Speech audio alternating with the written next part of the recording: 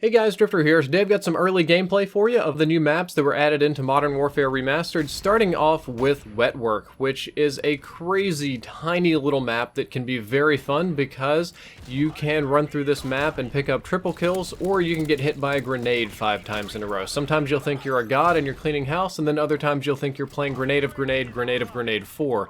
So if you haven't heard, Raven Studios is adding 7 maps to Modern Warfare Remastered for free this holiday, which I'm very happy about. And Activision hooked me up with a flight to Raven Studios to play and record early, so I'm going to be showing you all the early gameplay here of 3 maps today: Wetwork, Pipeline, and Bloc, going in reverse alphabetical order. If you aren't interested in one particular map, I added timestamps down there in the description so that you can skip around to whatever content in particular you want to see. You'll have some commentary, and at different points I'll just shut up and let you enjoy the raw gameplay.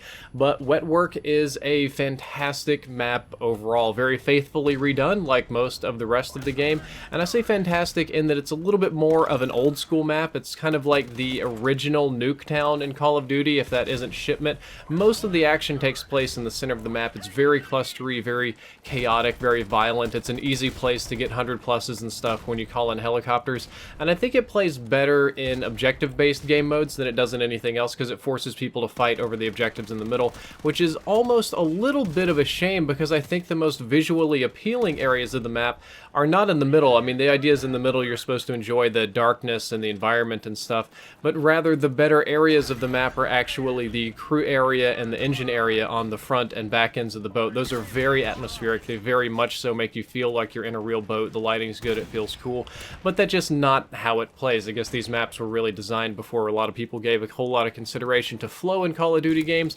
but that's whatever. And it's also interesting in that this is one of the very few maps that I would ever recommend using the night vision goggles on. Depending on the brightness settings on your TV or your level of color blindness or target acquisition, running the nogs on this one can actually be really good, so I would recommend going ahead and doing that. And at this point, I've said all that I need to say about Wetwork. I'm going to go ahead and cut back and let you enjoy some of the raw gameplay from our headquarters game, and then I'll pick up in just a few minutes with Pipeline. Our UAV is online. Headquarters secured. Headquarters located. Headquarters online. Our UAV is online.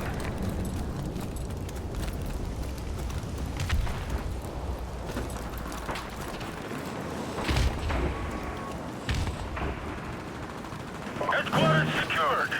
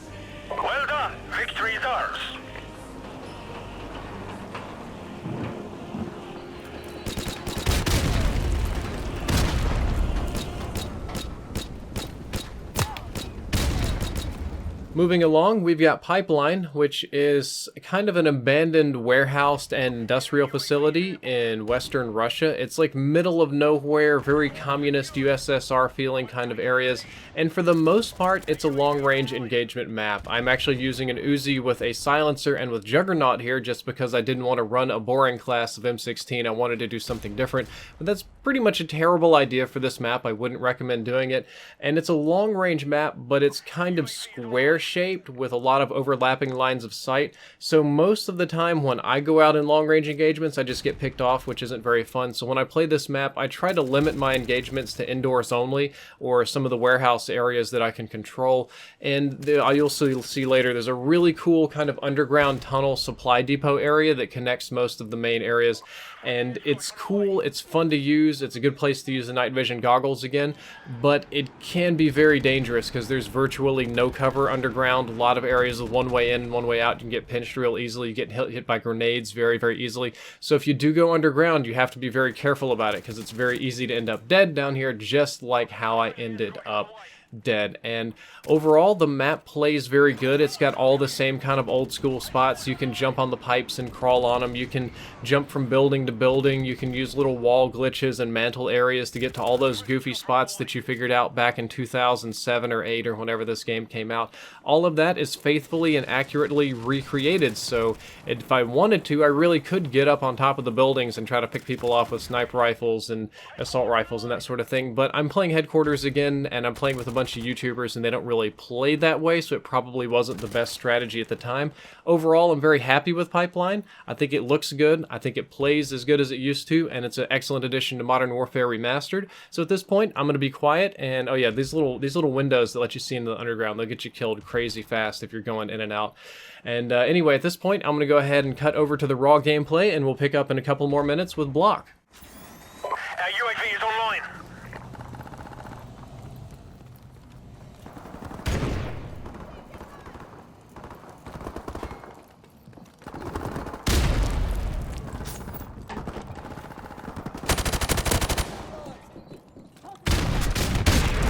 Enemy UAV is airborne.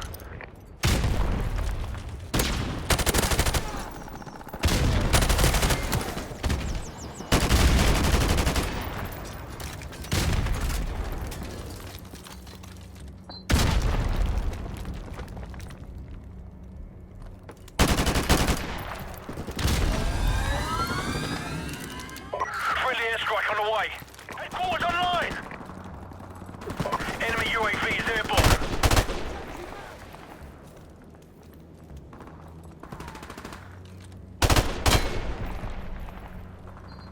Enemy UAV is airborne. UAV recon standing by. Our UAV is online.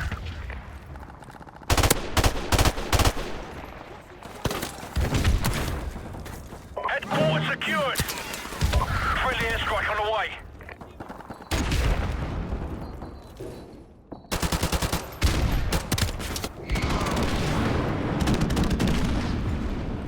Enemy UAV is airborne. We're about to win this one. Keep up the fire.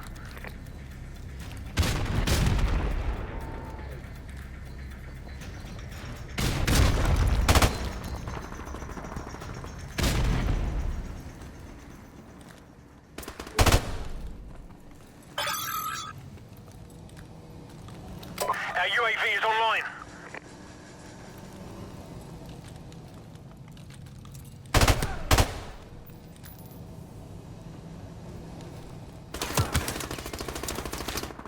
Last but not least today, we have Bloc, which is one of the most brutally hardcore or old school maps in any Call of Duty game ever.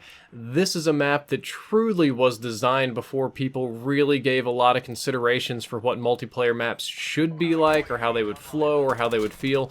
They just decided to take something from history, like an actual Soviet apartment complex, just something that they thought would look cool, and make people fight on it. So it has a very unusual flow. Instead of having 3 lanes, you have 2 giant apartment complexes that are open face and they face each other. So snipers sit in there and they snipe back and forth and across.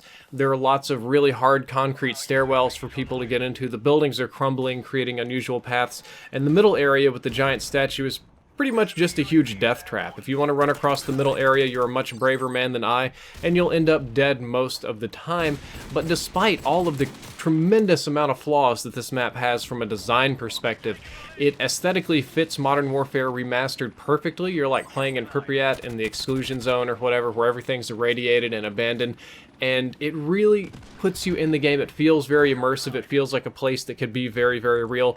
And because it wasn't really designed around flow or anything, it makes it feel even more real, because real life doesn't have a flow. It's not like armies meet up and decide to do 3-lane maps or whatever. So if you're into old school sniping, old school Call of Duty, milsim kind of stuff, playing this map here on hardcore will be very fun. And personally, I think it plays best on team deathmatch or kill confirm modes rather than it does on objectives, because on objectives it just might make you fight over the middle one, which is an absolute death trap.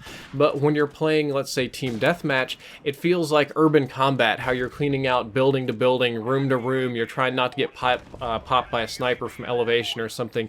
The immersion really goes a long way on this one. So I hope you enjoyed this video. I hope you enjoyed the commentary. If you did, don't forget to like, favorite, and subscribe. I'm going to bounce out and give you a little bit of raw gameplay here for the last few minutes. Drifter out.